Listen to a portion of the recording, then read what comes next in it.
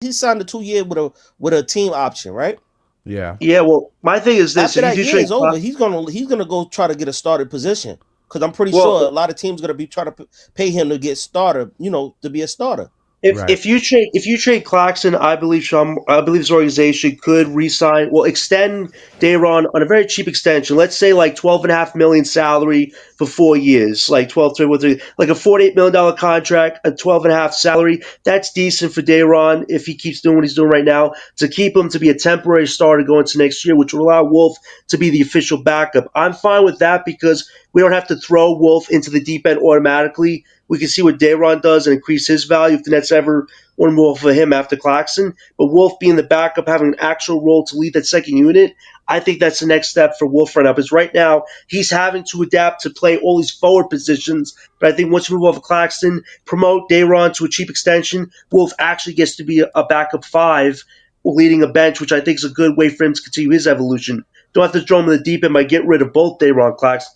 I don't think you have to. But if I had my way about it, trade Clax, extend Dayron on a cheap extension, let Wolf be the backup, and see how those two guys do with their leading their units. Dayron as a starting five, and Wolf as the backup five. I think that kind of lines the center position a lot better than what it is right now. That's how I would go about it. But if you trade both of them, I mean, Wolf kind of by default is your starting five. Then you have to get a backup, I guess, in this year's draft or in free agency. And be honest with you, I looked at the center position for this summer.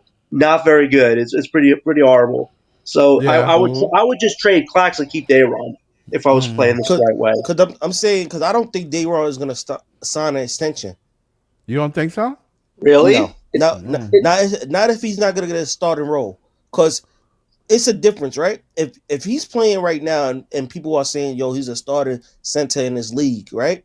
Right. By time he comes, if teams are looking for centers, he's gonna play the market. He's gonna say, "You know what? I'll just take the offer that I got right now, the 2 years, and then I'm gonna play it out and see what I could get on the free market."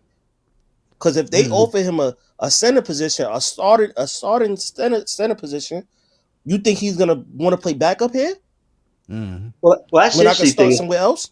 If we extended him and let's say we started him next year, right? I could see his Mm-hmm. flip day run at next year's deadline when he's signed to an extension, his value is even higher. And I think Sean would get the whatever he wants for day run as opposed to right now. Day run making 6 mil right now. I see a lot of Mm-hmm. teams like